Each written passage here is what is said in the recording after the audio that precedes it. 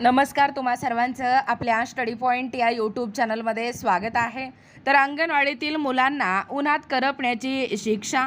खरं तर शिक्षणाची केवळ पूर्व प्राथमिक शिक्षणाची व्यवस्था नसून ती पोषण, आरोग्य आणि बाल विकासाशी जोडलेला आहे। उन्हाळ्यात या व्यवस्थेचा पुनर्विचार व्हावा असे या ठिकाणी महाराष्ट्र राज्य बाल हक्क संरक्षण आयोगाचे अध्यक्ष अतुल देसाई सर यांनी या ठिकाणी हे अपडेट दिलेला आहे। वर्तमानपत्रातली ही महत्त्वपूर्ण अपडेट काय आहे याची संपूर्ण माहिती या व्हिडिओच्या माध्यमातून आपण जाणून घेणार आहोत।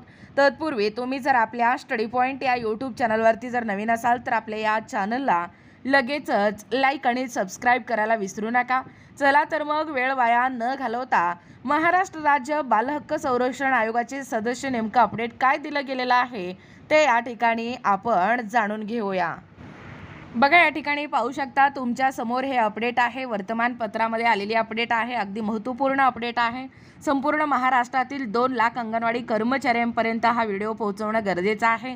अंगणवाडीतल्या मुलांना उन्हात करपण्याची शिक्षा। अंगणवाडी केवळ पूर्व प्राथमिक शिक्षणाची व्यवस्था नसून ती पोषण, आरोग्य, बाल विकासाशी जोडलेली आहे। उन्हाळ्यात या व्यवस्थेचा पुनर्विचार व्हावा। पहा संपूर्ण सविस्तर अपडेट। महाराष्ट्र राज्य बाल हक्क संरक्षण आयोगाचे सदस्य कोल्हापूर आदरणीय सन्माननीय अतुल देसाई सरांनी या ठिकाणी प्रतिक्रिया दिलेला आहे। राज्यात सध्या उष्णतेची तीव्र लाट आहे। विदर्भ, मराठवाडा, खानदेशासह अनेक जिल्ह्यांमध्ये तापमान सतत वाढत असून दुपारच्या वेळेत घराबाहेर पडू नये अशी देखील सूचना प्रशासनाकडून वारंवार दिली जात आहे। या काळात लहान बालकांच्या आरोग्याची अधिक काळजी घेण्याची आवश्यकता आहे।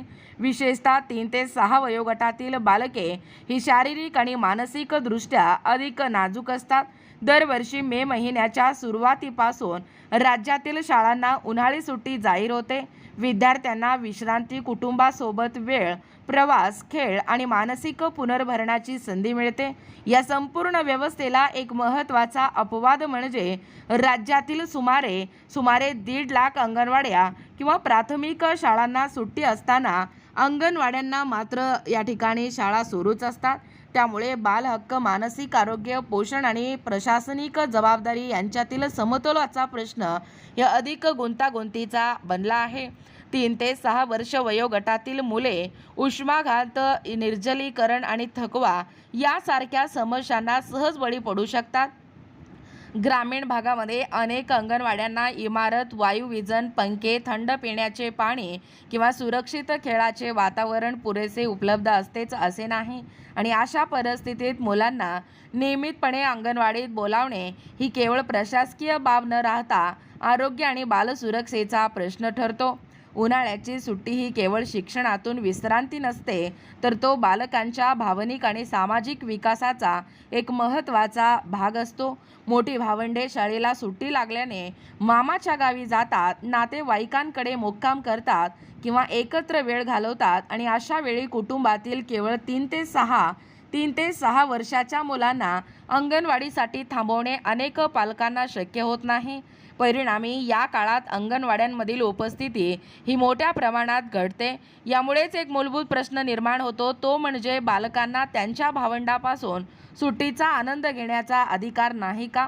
पुन्हा प्रश्नचिन्ह। बालकांचे मानसिक आरोग्य हे केवळ तणावमुक्त वातावरणापुरते मर्यादित नसते, तर त्यात कुटुंबासोबत वेळ, खेळ आणि सामाजिक संवाद, प्रवास आणि आनंदी अनुभव यांचाही या ठिकाणी समावेश असतो। त्यामुळे उन्हाळी विश्रांतीचा प्रश्न हा बाल हक्काच्या चौकटीतून देखील पाहणे आवश्यक आहे। सर्वोच्च न्यायालयाच्या निर्देशानुसार वर्षभरात किमान 300 दिवस पूरक पोषण आहार देणे हे बंधनकारक आहे।